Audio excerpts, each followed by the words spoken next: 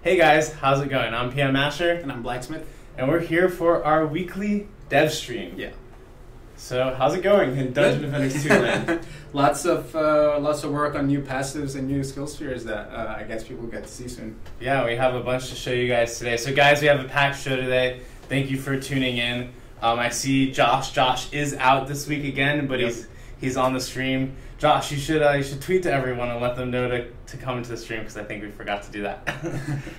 But yeah, so Josh, your lovely community manager, will actually be back next Monday. So we're really excited to have him back. Meanwhile, guys, there is a contest every 10 minutes. So we're doing something extra special today. Normally, we've been giving away gem codes. Mm-hmm. But today we are actually, and I'm really happy about this, we're giving away accessory codes. Which accessory are we giving? We are giving away the Squire Boxer. Nice. It's the Heart Squire Boxer. So guys, so this will be really exciting today. So if you win, you're going to win the Heart Boxers for the Squire. Feel free to show those off in game. And really excited. And I think we might do the same accessory for the next couple weeks or do a different accessory. Let us know in the comments what you guys like in the future. Oh, and I'm sorry for making you work, Josh. We need you. We need you.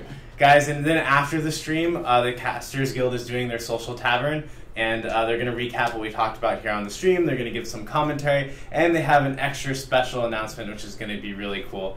And they have a custom accessory you can get only from watching that, which is the Bane Mask for the Monk, which is really, really cool.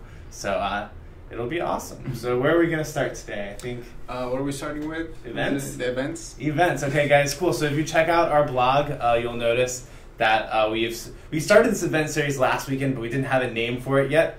So we have a name now, and this event series is called the Hero Focus Weekends. Mm-hmm. So every weekend is going to focus on a different hero or a different group of heroes and new passives and legendaries and other items for them, right? So last weekend we did the Hardy Harpoon for the Squire, and this weekend is Frostfire for the Apprentice. Do you want to explain that to everyone? Yeah, so the Frostfire build is his new build. It's all about the Frost Tower. And one of the more important passives in that build is actually tied to one of the new legendary weapons that we have in the game. And this weekend's event actually triples the chance for you to actually get that weapon in both endgame and free play. We actually added it back into free play so that people early on can also get it and play with it only for this weekend. So this is what we'll be doing for the weekend, and hopefully you all get to try it out. Cool. And Butter, if you want to get that art video started, and then we'll and you guys can see the nice pretty key art here for the Frostfire event. So I think we're going to go into first showing off this build a little bit. So he kind of showed you the details, so why don't you talk them through it? Sure. We already set up, I think, the first wave for Butter. We built a bunch of defenses. What you'll notice is on his apprentice, when he switches over, all the gear that he has the passives that we need, and the skill spheres are all set up. So for example, if he hovers over some of the weapons that he has, the weapon that he has, it's not the correct mesh because we're using some cheats here so that we easily give it to him. You can read like the weapon actually increases the attack speed of defenses within the slow area of the Frost Tower, and that's one of the more critical items. And there's if he hovers over like the armor pieces, they also give defense power for the defenses that are inside the Frost's slow area. And there's the old special stat that you guys have seen, which is increases the slow duration, which is super helpful if you want them to slow down and really take heavy hits.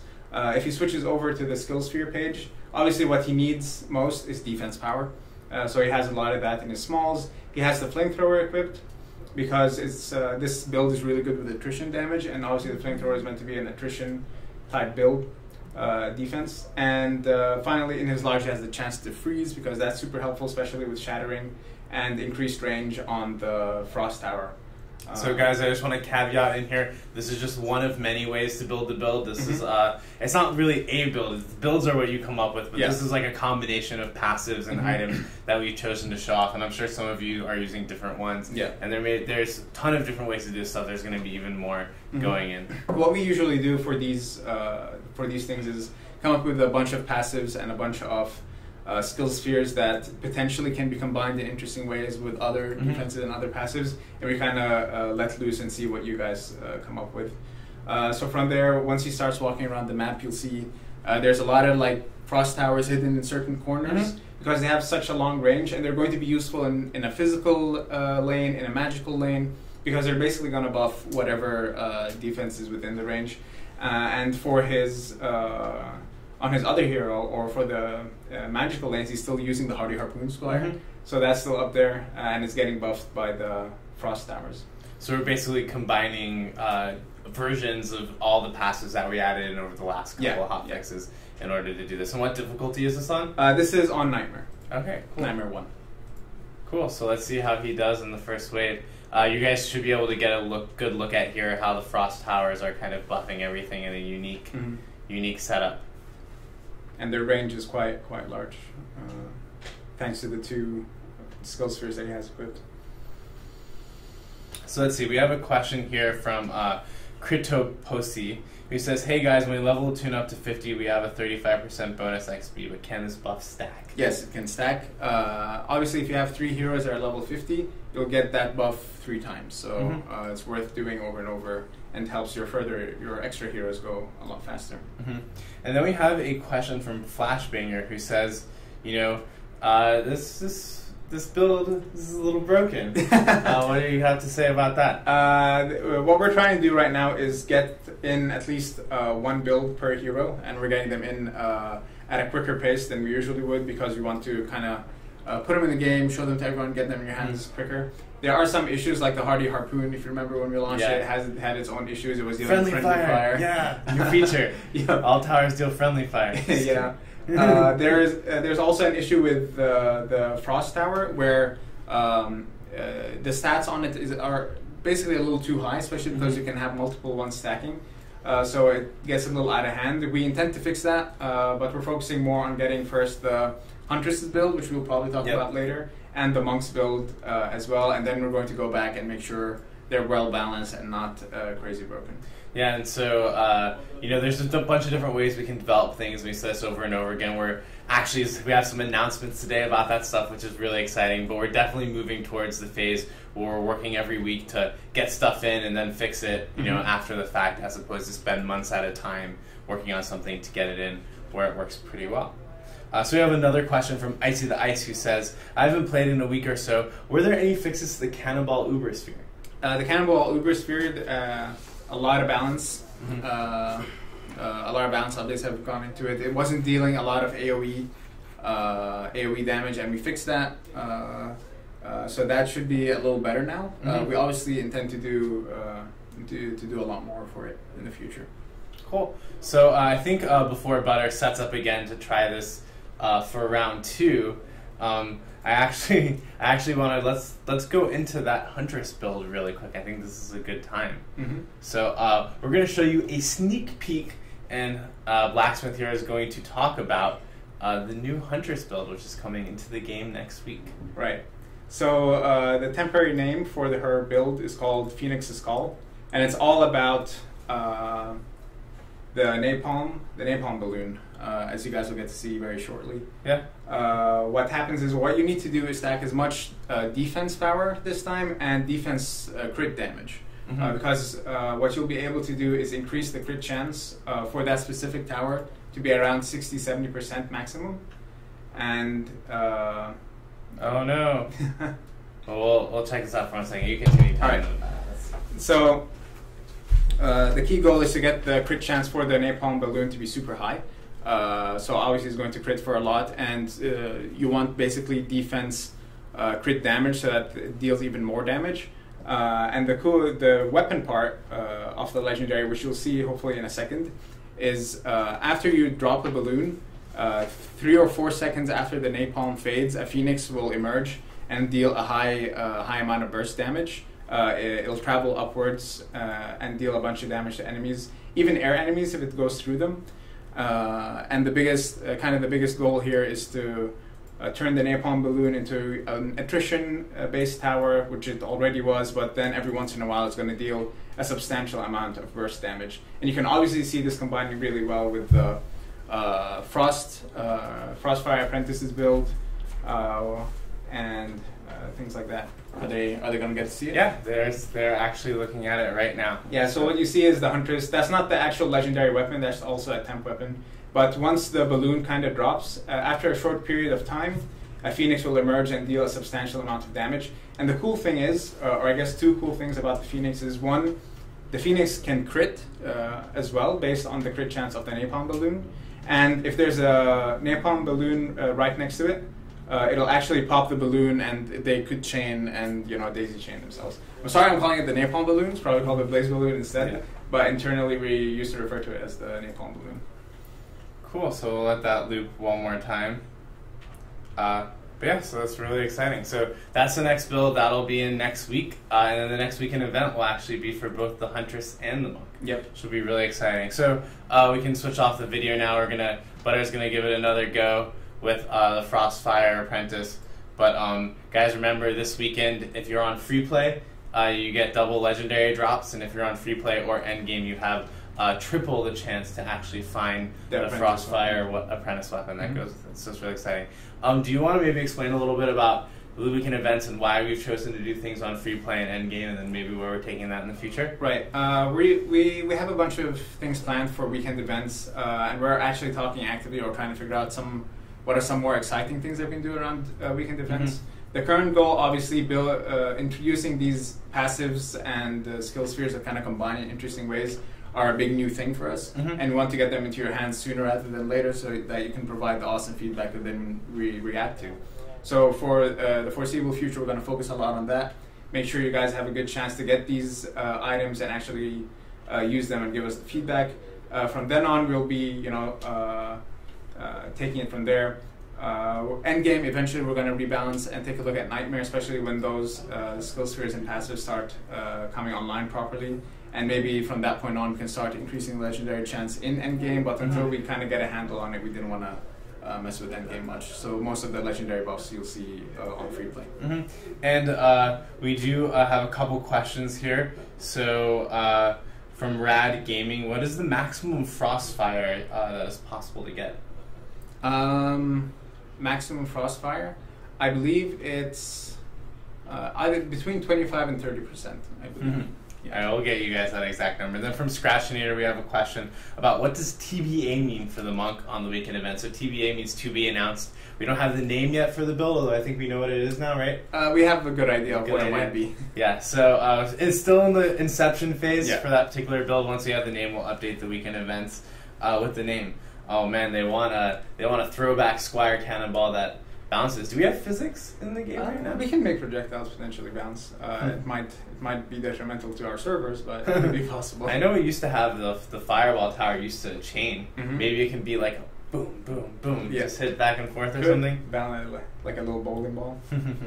Cool. All right, so guys, that was our peek into builds. Now we have our big announcement for the day. This is an announcement for our next patch. We don't have a date yet. We're going to give you guys a date next week, but this patch is coming in September. It's coming soon, and this is, oh man, I'm afraid to say it. This patch is called Alpha and Beyond. So this is really exciting. This patch is going to take us into our alpha phase of development for Dungeon Defenders 2. We've been in pre-alpha for quite a while. Quite a while now, yeah. Yeah, so now you guys know why I'm smiling on the stream. It's nice to be out of pre-alpha and into alpha. But I really wanted to kind of go over, every early access studio has different phrases and different terminology for different things. So I wanted to really explain to you guys, what our terminology was and what that means for us and what that means for you.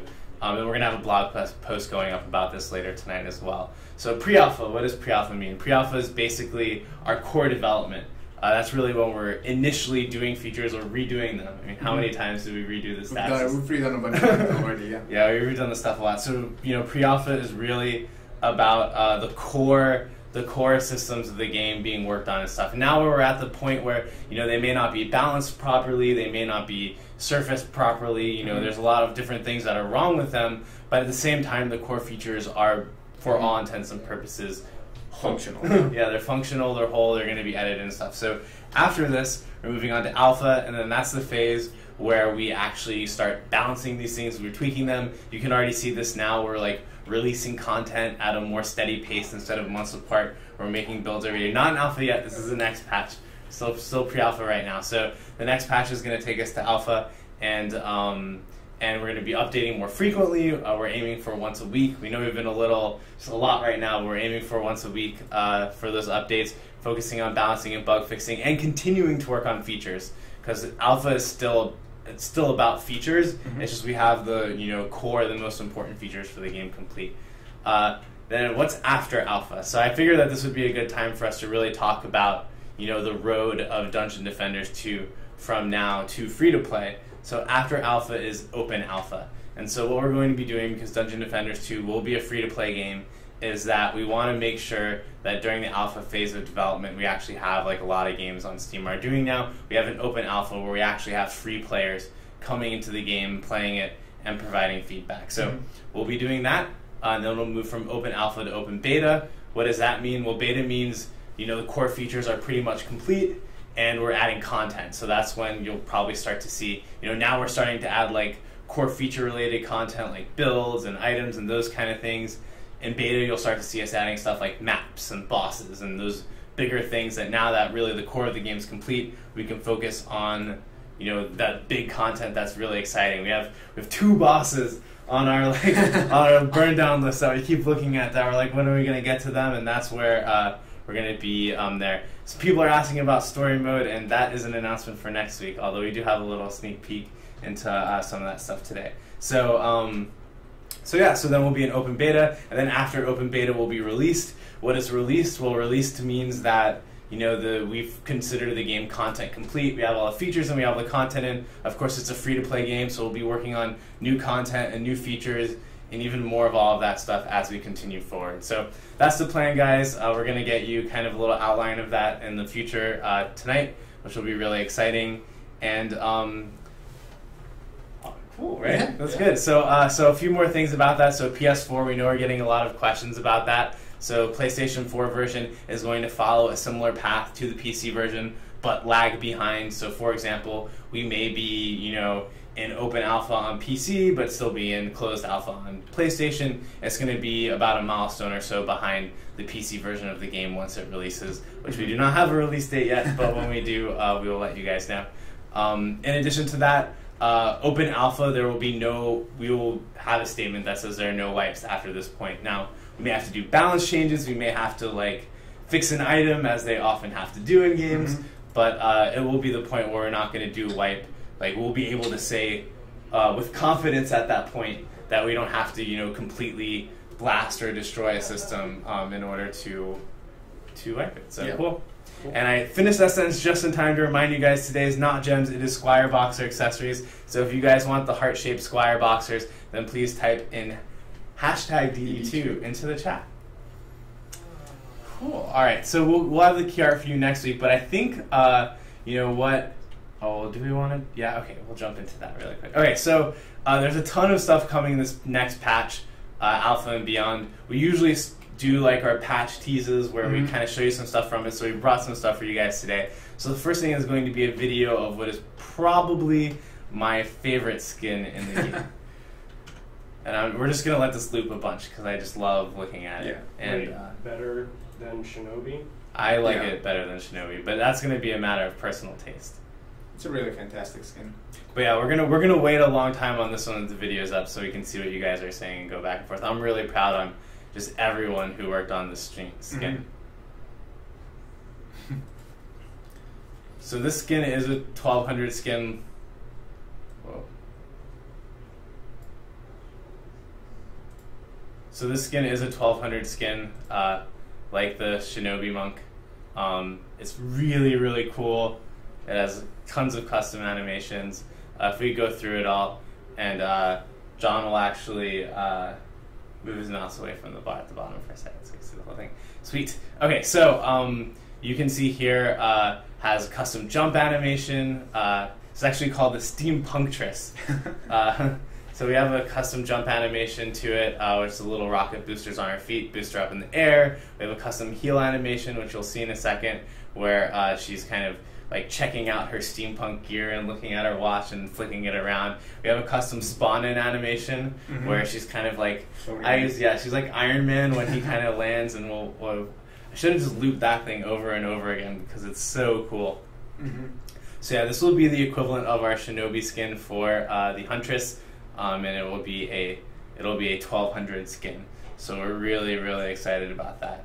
Oh, they're seeing the secret. There is a hint of some of the stuff to come in the alpha patch with story in this scene. So we'll see how many Easter eggs they can find. So guys, this is actually the fully upgraded version of the skin. So there is actually she starts, and we'll show you guys this later, but she starts with just kind of her normal huntress face with Sky Captain hat on, and you'll be able to level it up and get the ones. Now we have slightly fixed the experience for costumes for this next patch by drastically reducing the value, so you don't have to play for hundreds and hundreds of hours with with XP. And I know we are looking into the end game thing, so I don't know we're if looking we'll into get the that. end game thing, and we're looking even more into kind of the embellishment progression on skins, trying to improve that even further.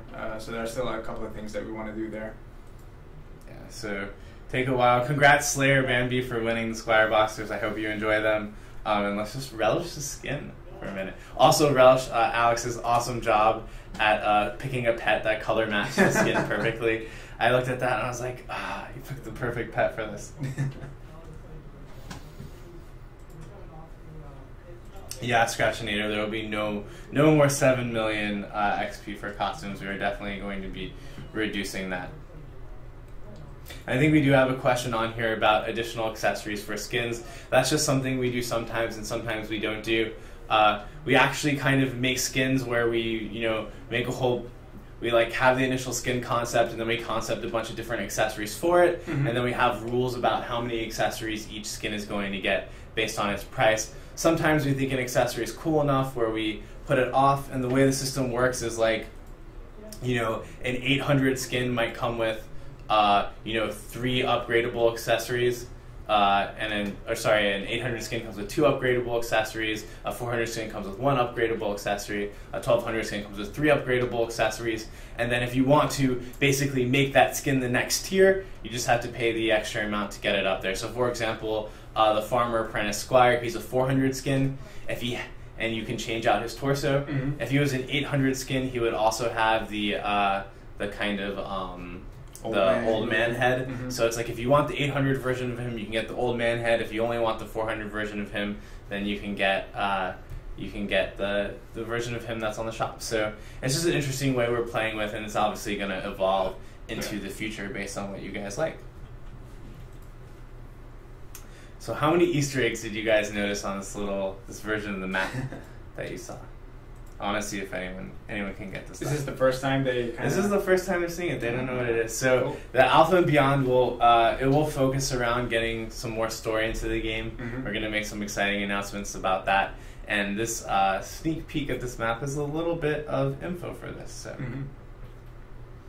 cool. So guys, okay, cool. All right. So yeah, so this is once again, this is the fully upgraded version of the skin. All this stuff is part of her skin. It is just maxed out. So you will have to play with her a bit to get her to look like this. But she looks pretty cool, not like this as well. So it's a really awesome skin. All right, so now I think we're going to reveal a new feature that's coming with the patch.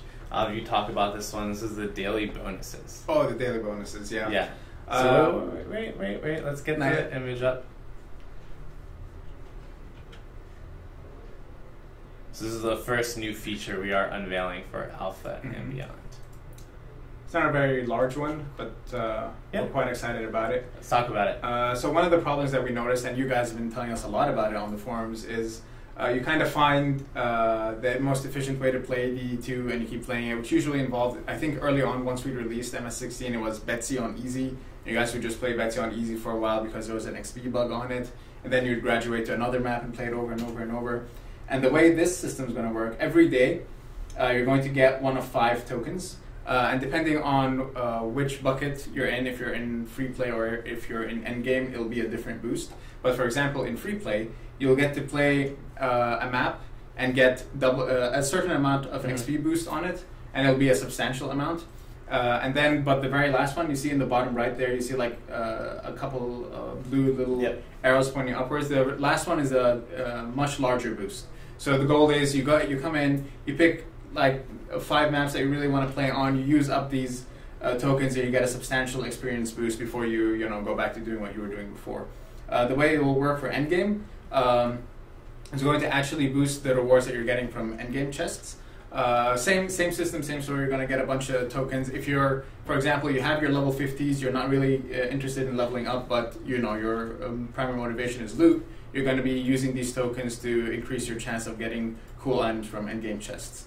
And here's like a small mock-up of what it might look like once it's live. Yeah. So, guys, we were really excited about this feature. We've seen a lot of comments on the forums and in other areas for you guys about, well, I just play the same map over and over again. What can we do to play different maps? And I'd love your guys' feedback now about if you guys think that this will help this. And that was the kind of purpose of this was, the bonus goes away on a certain map once you play it. So whether you're free play or you're in endgame and you're trying to get the XP bonus or the loot bonus, you're going to basically, your optimal strategy for leveling your hero, because these games are all about efficiency. That's something we're realizing as we continue to work on the game. The optimal strategy is always going to be to at least play 5 different maps in a row before you start to play another map. So, we have some questions here we're going to go over in a minute, which relate to some of this stuff, and we'll save the answers for that. But the idea is that even if there is a map that is the most efficient map to get something on, when you play the game for the first time today, the absolute most efficient way to get XP is going to be is to play 5 different maps. So we really hope this is a nice positive incentive for players to be like, yeah, I get to log on, I get to play 5 maps, I get to maybe level up one of my alts if I have one, or maybe I'm going to find that item I really want and then come back. Cool. All right. So let's go into questions. So guys, now we're into our question segment of the thing. We're going to be taking a lot of questions from the comments as well as questions from the forums. We're going to start with a question from the forums. And this question is from Banzai Guy, who wants to know, are there any plans to buff or rework critical chance and critical damage in the future? You might notice that we kind of got critical chance and critical damage in, and we kind of left it for a while. We do have things planned for crit chance and crit damage. You'll gradually see it. Brett's currently very actively working on rebalancing a lot of the defenses as well. So you'll see some work being done on crit chance and crit damage. Just a bit ago, we talked about the Huntress's build, and it's all about increasing the crit chance for the napalm balloon and increasing the crit damage as well. So you'll also gradually start to see some passives and some skill spheres that are oriented around crit chance. We have support for that now? We have some support for it. We don't have exactly what we want to. Eventually in the future we'd like passives to proc when you get a crit. That's something that we also want to do in the future. So we do have plans for crit chance and crit damage, but we're gradually unfolding them as we go along. Perfect. Alright, so the next question is from Luit the Kitty Heart. Luit the Kitty Heart, who wants to know, can you give us better insight into cosmetics? How will tower skins work? Will there be a fully customizable system in the future? I guess we can talk briefly about tower skins. I'm not sure if we've ever kind of revealed some of the concept art that we've done for it. I don't think so. Well, that might be cool someday to show. But the way we're thinking of it working is very similar to hero skins, right? You pick per defense, what is the skin that you want on that particular defense. The art team has done some really cool concepts that we've seen, and the main thing that they're kind of focusing on is not breaking the silhouette of the actual tower, so that you always recognize like what a cannonball tower is versus a frost tower, but making them theming them really cool. Like you saw the steam Punctress, same idea. Maybe you'd see a steampunk cannonball tower or something along those lines. So that's kind of where we are at. Obviously things might change because we're still discussing these things heavily. But that's where that is. We're hoping to allow you to customize individual towers rather than skinning all the towers in one go. And as for a fully customizable system in the future, I'm not entirely sure what you mean by that. If you mean allowing you to kind of swap different pieces, that's a very popular question. Maybe Danny or I can speak better to that, but we're avoiding that because we want to keep it themed. We want to keep it kind of restricted, and we have a lot of technical limitations when it comes to like crossing things over between two skins. So hopefully that answers it. And these things are, just ideas right now. You may see us slowly progress towards the path of being more customizable. It's definitely a goal. We don't know how we're going to get the first tower skins in yet. They may be bundled with a hero skin. They may not be. A lot of that stuff, one really interesting for us is we're an Unreal 3 game, and we use Unreal 3's native UI scenes. And it's actually, I would say the most difficult to implement part of any system is the UI. It is certainly the hardest part to design, to program, to debug, to everything. It's so difficult. Making you be able to change how a tower skin looks was really easy if all you guys had to do was just type in the code to make the tower skin change. Yes. Then we could give you tower skins tomorrow. However, being able to get the shop and that you guys pick and have a UI where you can mix and match and having it feel good when you actually interact with the UI. There's a lot of details. That stuff takes a lot of time. So so that's one of the reasons why we're focused more on core gameplay stuff right now. We've already gotten one of the cosmetic system and we're going to get the other stuff in the future. So the next question is from AlexTing25. He wants to know, can you guys change loot so that passives drop for the character I'm currently using? It's frustrating to play with a monk and have squire gear drop. So the way that system works is identical to the way weapons work. So for example, if you are playing as the monk, you have a very high chance of getting mostly the polearms, which are what the monk uses, and a very small chance of actually seeing a sword or a shield or a bow or whatever. Same story with the passives. The majority of the time, you're either going to get a general passive or a passive that's specifically for your hero, but very rarely, every once in a while, you're going to get, like for example, a medallion that says seismic slams damage is increased. That's the way the system kind of works. Hopefully that helps give some insight into it. If you feel that number is too high, if you're getting a lot of passives that are for the squire while you're the monk, let us know. We might tweak those numbers and change basically the chance to see something that isn't for you, and we'll take it from there. So guys, please let us know. We'll follow up on that one as well. And I think that's something that probably as we add in more specific passives for heroes, we may be able to loosen a little bit as well. Sweet. All right, so a lot of people are saying the majority of the time they get passives for other classes, so maybe that's something that we want. That's something worth looking into. Yeah. So we have a question from Dasky14 who says, do we have plans on buffing flamethrowers being completely destroyed by ogre stomps? The map layouts don't always work for them. Yeah. The ogre stomp, especially when you get into Nightmare, is quite tricky. In fact, before we jump on stream, and I think last stream I was telling Butter, if he's playing as the squire and the ogre is right up against his blockade, not to approach the ogre because he'll trigger the butt stomp. And it'll deal a whole lot of damage, especially to weaker defenses. We might look into that. It's definitely unfair, especially if you trigger one near the kind of flamethrower tower. But the thing that we like about it is it's kind of up to you. Because he doesn't trigger the butt stomp unless you approach him and he decides to do it. So you need to know when to jump in and engage him and when not to, and how to pull him away. And when will it be safe to actually approach him? And when you do, he generally does it like once and then rarely does it again. So there's some like AI logic behind it. We might take a look into it if people are super frustrated by it, but for now we're going to leave it as is and see how it works. So we have a question here from JHM9G788792 IFG who says, Trendy, are you considering introducing item sets that will give more bonuses for each additional piece of the set that you are currently wearing? We were talking about introducing item sets. I think maybe a month ago we first started talking about it. It's something we're definitely interested in. We wanted to make sure we get the passives and the skill spheres right before we add an extra layer on top of that, which would be like our armor sets or things along those lines. But that's absolutely something that we might do in the future. All right, so the next question is from No Fun. He wants to know, are you going to change how premium pets work? The gamble is holding me back from buying them. Right. Currently, we'll probably talk about premium pets. We recently turned on premium pets, so we're waiting to get a bunch of feedback from you guys and see how that system is working.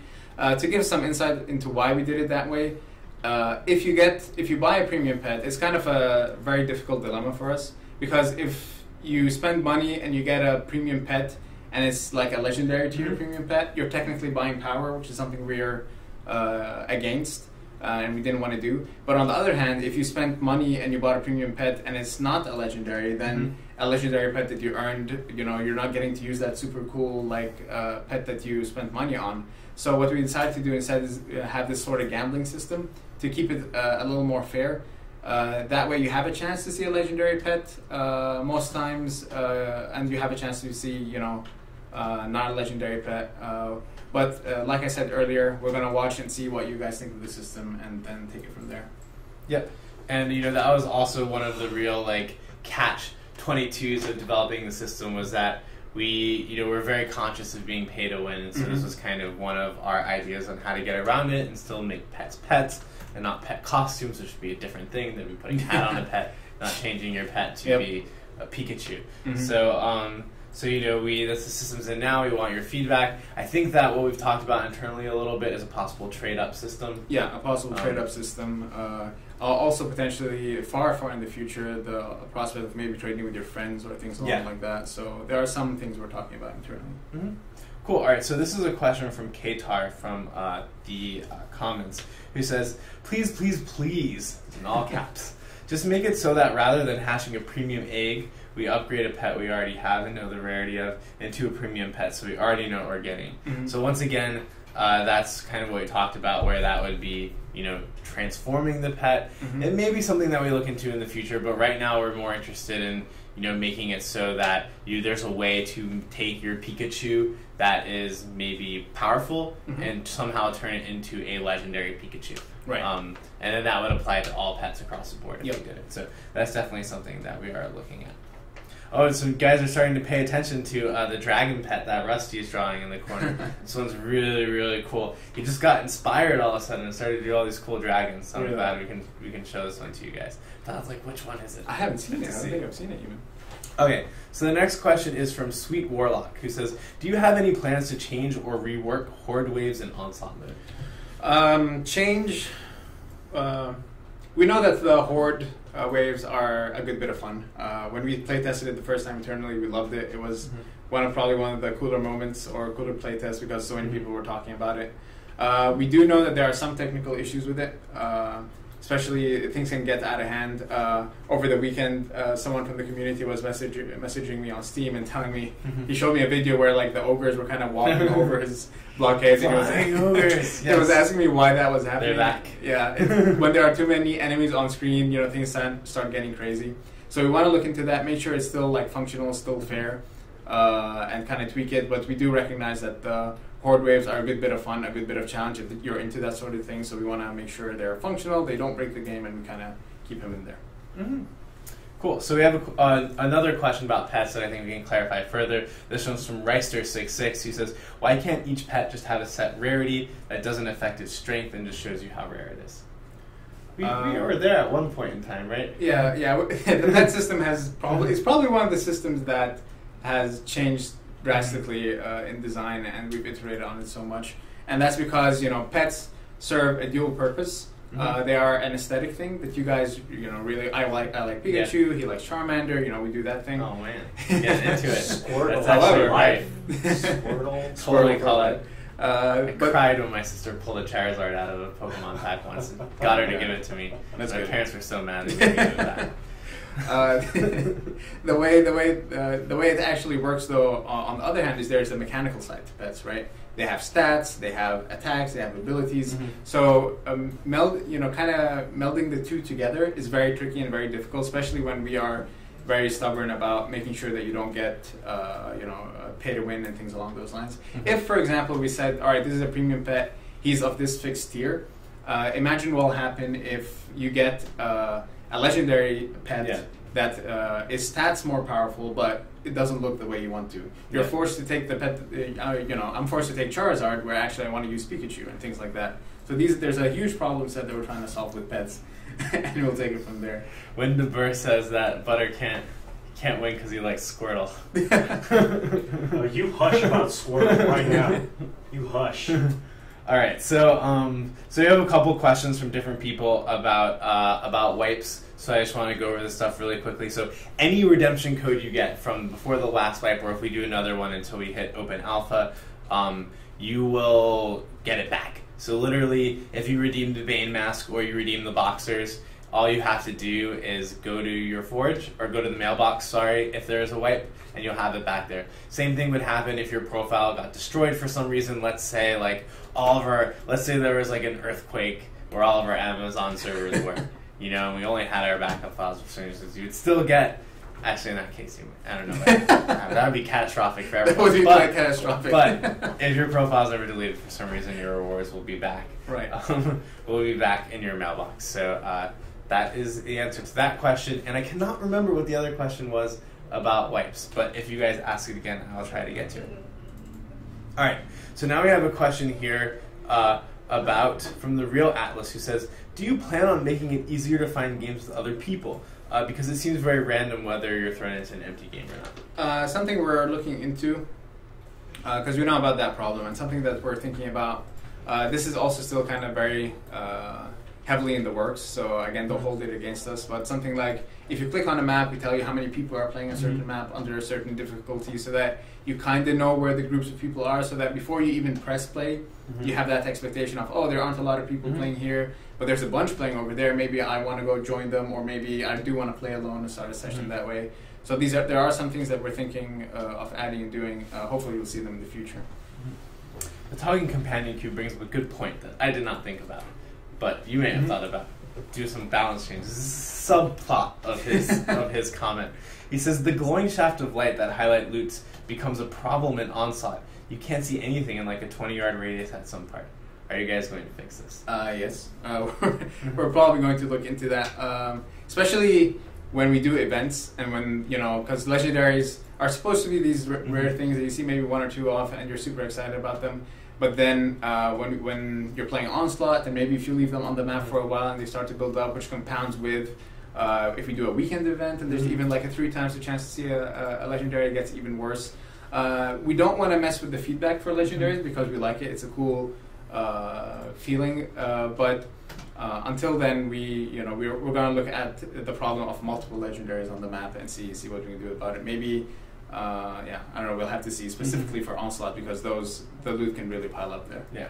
So Rorix brings back this question about the wipe that I wanted to answer, which is: are there any plans for a gem wipe refund so players can repurchase skins, accessories that may have not have been available, etc.? So we actually just did that wipe about a month ago. That was because we were working on other systems of the game, which is why we wiped. There are no planned premium currency wipes. However, that's why we had the vote last time, which the vote was basically, do you want to swipe everything or do you just want to swipe the things we have? So if we had to wipe again while we're in pre-alpha or alpha before open alpha, well, there would be no wipes. We would probably ask again if that was something that you guys wanted to have. Oh my god, there are so many questions, guys. Thank you so much. We're going to take the next one from the forums. This is from Kay, who says, what is causing the rubber banding issue that popped up post-hotfix 5.10, and is it being looked at? Well, there's a bunch of issues that we know about. We know there's a really bad memory leak issue that we're trying to track down, which is quite painful. It prevents people from getting into games, and if you're in a game, potentially it can be detrimental. There are some issues where, for example, like I talked about earlier, Onslaught maps with the massive horde maps will start causing some rubber banding issues. There may be even more. If it's not a known issue, I strongly recommend you go to the forums, go to the Tavern Keeper and give us as much details as you can about what's going on and if possible even when, so that we can kind of track it down and see what's going on there. So Evil Green Penguin says, is Trendy aware that no one can log into the game? So, some people can log into the game, but also a lot of people cannot.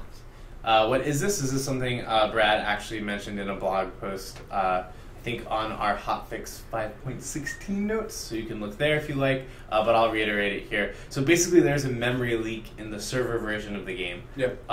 What is this memory leak? Essentially, every player that loads into a map, it saves their profile, and then it does not delete them if they leave.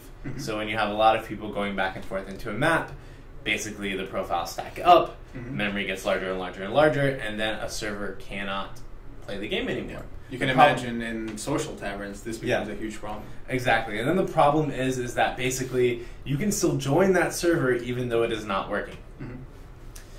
So we are trying to fix this memory leak.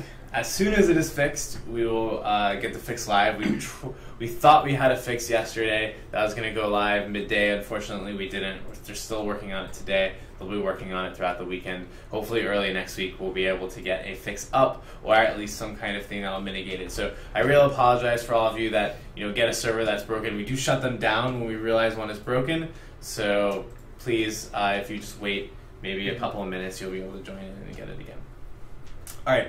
So Atlas 1993 says, or sorry, that was not the one I was going to read. So Agim Squirrel says, are you guys aware that some people are not getting daily missions? Guys, there's a thread on the forums. Please ask Butter after this, and he'll link you to it for people who are not getting daily missions. We're still investigating the system. It's been fixed for a lot of people. You're only supposed to get 1 daily missions a day. We've had some people reporting to us that they're getting a ton. We've had some people reporting to us that they're getting only 1. We really need video footage. If you guys can Fraps or OBS you playing and showing us you getting 1 or multiple. As soon as we get that from somebody, we'll be able to look into the issue and probably fix it. Keep in mind, I believe the original design had this. I'm not sure if it's in live, but if you don't log into the game for like 3 or 4 days and you log in, you'll actually get a quest for the days that you missed, and eventually they'll fill up the 3 slots that you have. But if you played yesterday and logged in today and filled up with 3, that's weird, and that we need to know about. And is the max that you'll get 3, or will you just keep getting them? The max should be 3. If you keep getting them, that's even weirder. And because someone, I think I was reading a forum post where someone mentioned he got 9 at once, which is really weird because the UI only holds 3. So we need to see what's going on there. If you can take pictures, recordings, if you can, let us know. Hop on the forums and we'll see what we do about it. Perfect. So guys, please let us know and show us videos to be able to fix it, or fix the messaging on the system as well. All right. So the next question is from Jack Mack, who says, "How are we meant to progress from endgame to nightmare?" Our intention, I think I talked about this to a few people. The intention is, although it's not currently in practice, once you enter endgame, easy, normal, hard, insane, whatever it is, you're still building up eye power. But your goal starts to become gathering passives. Before you were just caring about stats and eye power, now you care about passives and skill spheres and combining them in a certain way. And the earlier waves of Nightmare, or the earlier, like Nightmare 1, Nightmare 2, Nightmare 3, as you go deeper into Nightmare, having a very strong, what we call a build, becomes even more and more important. So if you're playing with your friends, your friend is Apprentice A who focuses a lot on like the Flame Burst Tower, and you are Huntress Y that focuses on oiling things, and there's a cool combo that you guys do, and that's how you can take on the harder and harder content. So our goal for progressing is kind of that way. You go through free play, gathering, just getting to level 50, getting items. The early parts of Nightmare, easy, normal, and hard are all about, about endgame. Easy, normal, hard is about getting higher stats, but also gathering these passives and making these cool, making the Huntress your own version of the Huntress, and then jumping into Nightmare and progressing further. Cool. So guys, you'll see a lot more of these passives being added in throughout the time, and we're also going to be rebalancing Nightmare. I know we mentioned it last time, we're mentioning it again this time, and that really will be the path. So I think it's exciting, and you guys see that soon. Of course, first you go from hard to insane, and then to Nightmare. Cool. All right, so the next question is from Adana, which says, will we get a repair all button? Please? Maybe. We need to think about that because sometimes there's not a lot of mana or not enough mana to repair things, where it'll be far better for you to repair something fully rather than spread that mana evenly and repair things gradually. So, but it does get quite tedious when you want to run around and repair every single defense, so we need to see about that. All right, the next question is from Donago. It says, in the past, you guys have talked about wanting a diverse endgame. However, right now, there's only one map which you can play, Life Root. What do you think? We talked about that. We kind of showed a sneak peek of what we hope will fix this. There's a bunch of things, honestly, in the works. We're looking at eye power. We're looking at these passives and legendary weapons and the skill spheres themselves that kind of will add diversity. The new feature that we revealed will hopefully help fix that. So there's a few things that we want to do to kind of make sure you go play whatever you want for at least a good chunk of time, and then take it from there. Perfect. Okay, so we have one more question from the forum, so thank you guys. If you don't know, there's a forum thread every week where you can ask questions for the dev stream. We also answer questions from the chat, but if you have a question and you want us to look at it and maybe pick it out, the picking out is simply Butter or Josh or I sits down and we pick out 10 to 12 questions for the stream. So we can pick it from the forum thread, and if not, that's if you can't make it to the stream. If you can make it to the stream, we'll try to answer it on the stream. So we have one more question from the forums, and we have the answer questions from the stream, and then we'll go into lightning round. So we have a question here from Tosek, which says, we need a new map. It's funny. It sounds like Stephen Collins pretending to be someone else. Call Stephen. We have actually, I think, like 5 or 6 maps internally that you guys might not have seen. We kind of slowed down a little bit because we have a good amount that we didn't reveal yet and you guys haven't seen yet. We do want to make more maps. Collins looks forward to the day where he can go back to making even more maps. But right now we're kind of focusing on getting the balance right first, and then we'll take it from there. And that's really, we talked about earlier today, so I want to recap for everyone.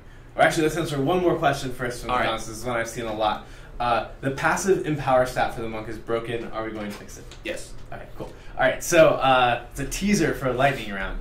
So, guys, just to recap a bit, right now we're in pre-alpha. Our next patch, which is releasing in September, alpha and beyond, will be our alpha patch, and that is where we'll be, iterating more quickly on things.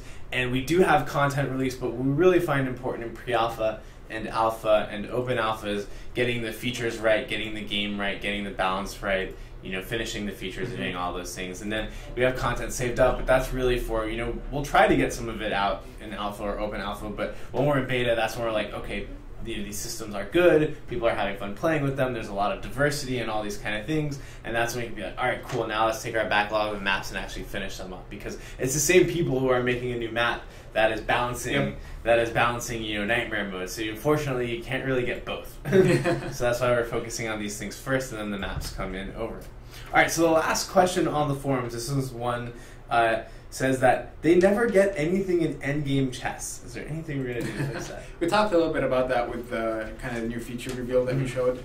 That feature will allow you to potentially get cooler and better things from endgame chests. We're also going. There was at some point, I think our remote QA team only got to see this, where endgame chests were giving like 14 or 15 or 16 items rather than 1 or 2. And we removed that quickly as well. There's some things that we still want to do to endgame chests. It's just a matter of figuring out how to do it. So here's a question from Win DeBur, which says, there's no reason to play Onslaught past wave 15.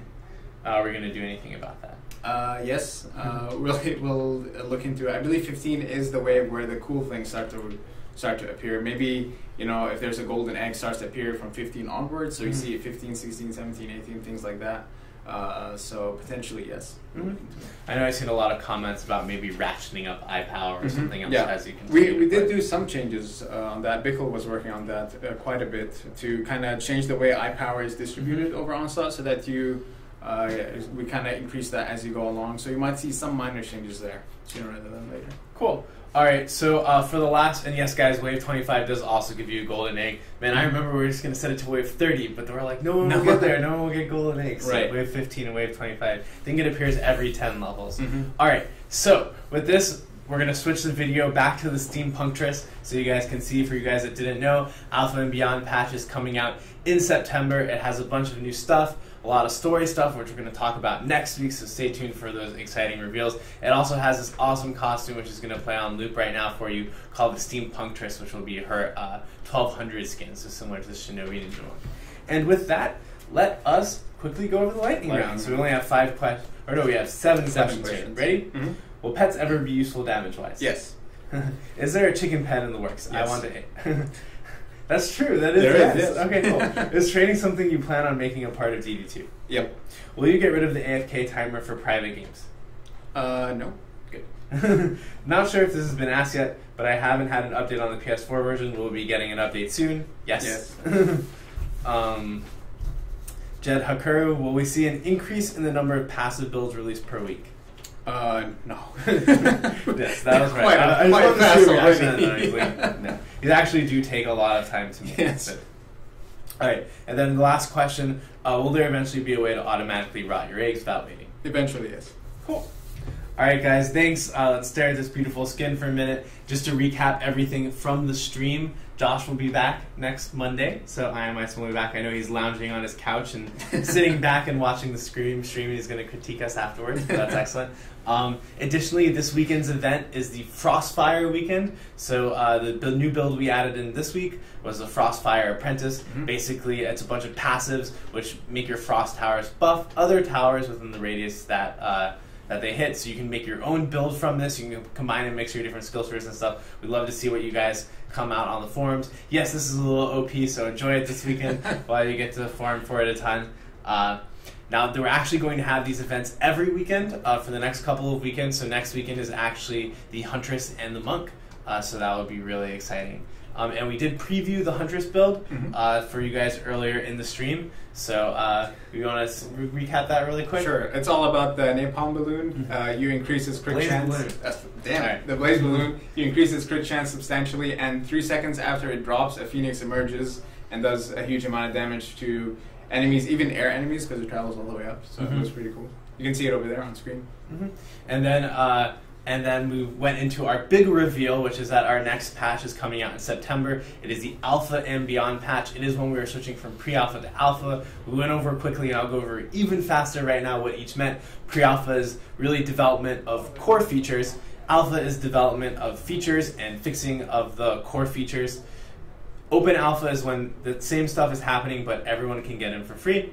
And then Open Beta is when we've basically finished our major work on core features. We may be working on other features. We may be fixing those a little bit, but it's mostly done, and we're focused on adding content. So instead of balancing Nightmare, Collins is releasing new maps. More and more maps. Yes. Exactly, more maps. That's when we'll start to look at more heroes and some other things like that. And then after that, we revealed some stuff in the Alpha and Beyond patch. We showed you the Steampunctress right now.